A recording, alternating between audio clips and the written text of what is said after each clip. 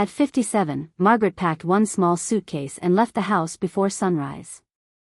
She did not take jewelry. She did not take money from the safe. She did not even take the family photo from the hallway. She only took an old brown envelope, a warm coat, and the last piece of dignity she had left. For 32 years, Margaret had been a wife. For 29 years, she had been a mother. And for the last 10 years, she had been a stranger in her own home. Her husband, Richard, was respected by everyone in town. He wore expensive suits, spoke politely to neighbors, and donated money to charity every Christmas. People called him a good man. But inside their home, he was cold as stone. He never shouted. He never hit her. He did something worse. He made her feel invisible.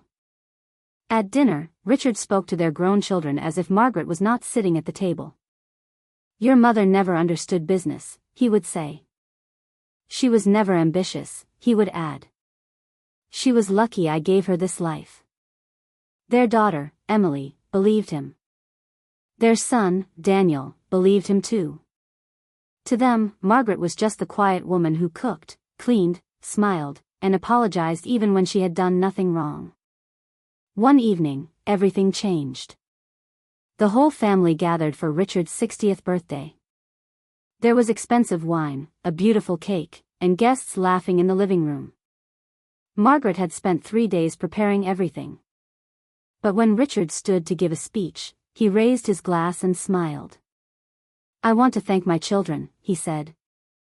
"Emily and Daniel, you are the pride of my life." Everyone clapped. Margaret waited. Richard looked around the room and continued. "And of course, thank you to everyone who helped make this evening beautiful." Everyone. Not her name. Not one word. Emily noticed her mother's face and whispered, "Mom, don't make this about yourself." Daniel added, "Please, not tonight." Margaret looked at her children. The children she had carried, fed, protected, and loved more than her own life. And for the first time, she did not explain herself. She simply smiled. That night, after the guests left and the house became quiet, Margaret went upstairs. She opened the closet and pulled out the old brown envelope she had hidden for years. Inside were letters. Receipts. Hospital documents. Bank statements. Proof of a life no one knew she had lived. Before sunrise, she left. When Richard woke up, he found a note on the kitchen table. It said, "I am not angry anymore. I am only tired. Do not look for me unless you are ready to know the truth." At first, Richard laughed. "She'll be back by dinner," he told the children. But Margaret did not come back. 1 day passed. Then 3. Then 7. Emily called her mother again and again. No answer. Daniel sent angry messages. "Mom, stop acting like a victim.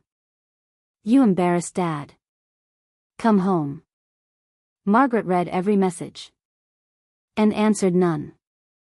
2 weeks later, Emily came to clean out her mother's room. She was angry, hurt, and ashamed of the gossip spreading through town. People were saying Margaret had abandoned her family. "A woman her age should know better," one neighbor said. "She left a good husband," another whispered. Emily believed them. Until she found the envelope. It was hidden inside an old sewing box. Her hands trembled as she opened it. The first document was from 28 years ago. A hospital bill. Daniel had been born premature. He had needed expensive treatment. Richard had refused to pay for a specialist, saying it was a waste of money. Emily sat down slowly.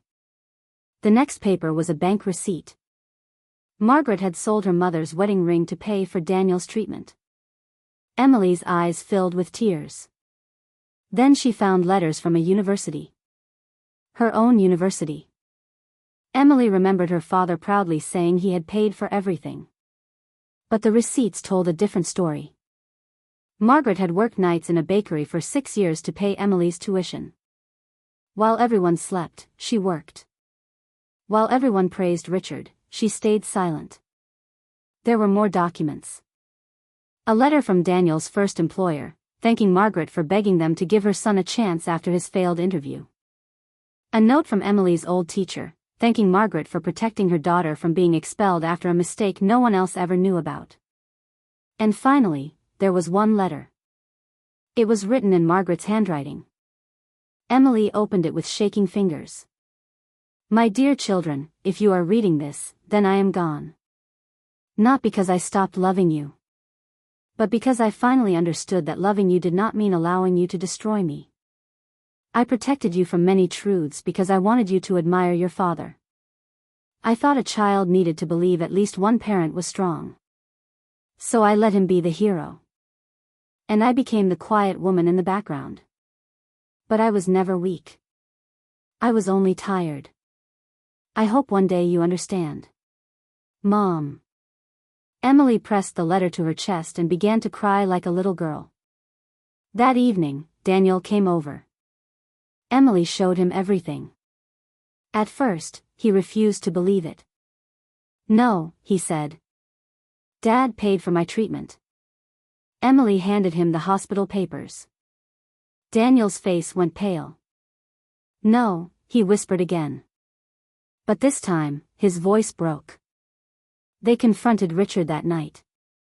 He did not deny it. He only sat in his chair and said, Your mother always liked playing the martyr.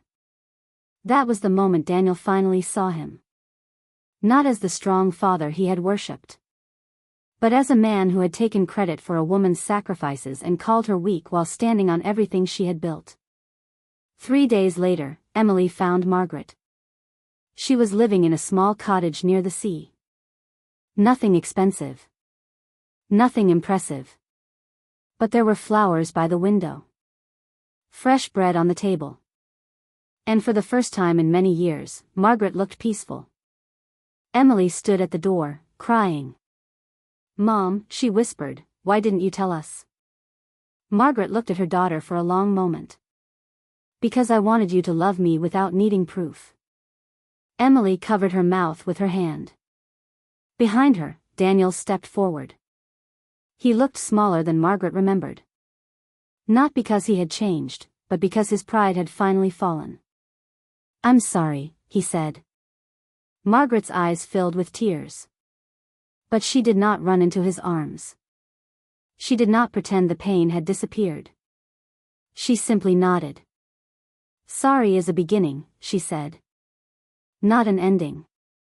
From that day on, Emily and Daniel visited every Sunday. They brought flowers, groceries, and apologies that came slowly, honestly, painfully. Margaret never returned to Richard. People in town still talked. Some called her selfish. Some called her ungrateful. Some still said she was not a good mother or wife. But Margaret no longer cared. Because the people who mattered finally knew the truth. She had not abandoned her family. She had carried them for years.